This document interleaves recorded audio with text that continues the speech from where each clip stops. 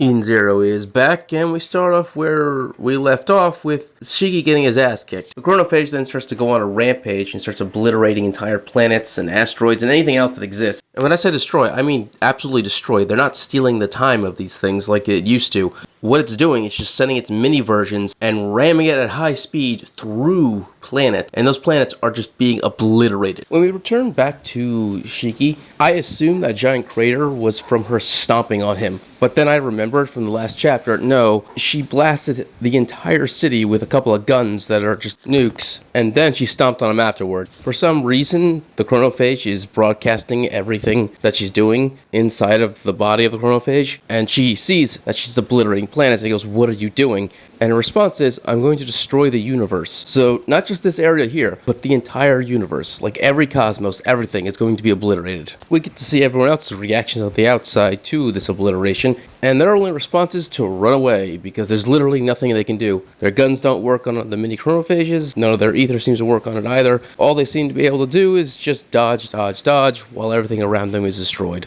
Which kinda sucks. Because this basically feels like a natural disaster. Like, you can't stop a hurricane, you can't stop an earthquake. You basically just have to accept its destruction as you try to work your way through it. Shiki, of course, starts to get back up, ordering her to stop, but she declares, "No, I'm not. This universe doesn't have any of her time. Therefore, it doesn't have the right to exist," which is a level of narcissism that is literally on a cosmic scale. The Chronophage then shoots mini-me's at Shiki himself, and there's no doubt in my mind if those things hit, Shiki would have been ripped to shreds. But Shiki is able to force them back, because he goes into overdrive. At first, the Chronophage is confused. At first, she assumed it was time ether because everything was being pushed in reverse. But then she realizes, no, this is just straight up gravity. So powerful that if she felt like it, he could create a black hole. Which is such an insane jump in power. I mean, in the last universe, Shiki could destroy planets, but in Universe Zero, he has the power to make a black hole, which can destroy entire solar systems. If Shiki then finally has the power to take on the Chronophage, punches her straight in the jaw, knocks her back, but then it goes into overdrive itself, which I think is kind of weird because I assume this was just overdrive already, just because I assume this is Rebecca. But no, this whole time, that's just the real form of the Chronophage. This is an overdrive. Its new overdrive looks kind of like a Power Ranger kind of thing, you know? Super Sentai.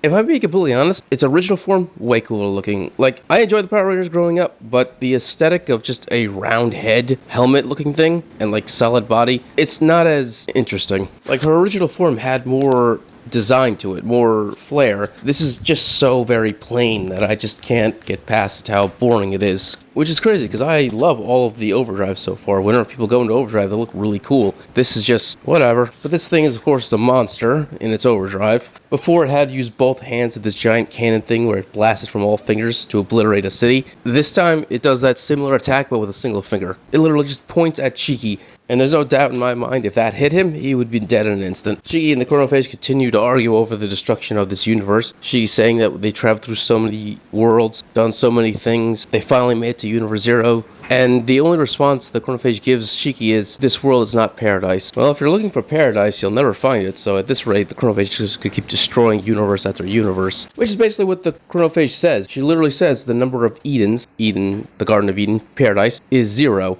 Which means she acknowledges that there is no paradise, so she's just going to obliterate everything. She then says, "I am now going to show you the collapse of the universe." Starts to charge this thing in her finger. Shiki freaks the fuck out, and she refers to this as Big Bang. This is supposed to be an attack that can obliterate everything. The entire universe is about to be erased. And even if it doesn't have the power of the Big Bang to obliterate the entire universe, it's still going to kill everything from here all the way back to the Sakura Cosmos. So I have no idea how she's going to stop that, unless his gravity is so powerful it can contain that. And if he can contain that, then damn, Shiki, like, you got way more of an upgrade than I thought you did. The last bit is back to Mother, Ziggy, and Rebecca, where Mother is fading. Nonchalantly, she still doesn't care that she's about to disappear. Ziggy's freaking out. Rebecca's begging for Shiki to speed up, which is just funny because that means there are now two things that are about to destroy the universe: Mother's death and the Chronophage.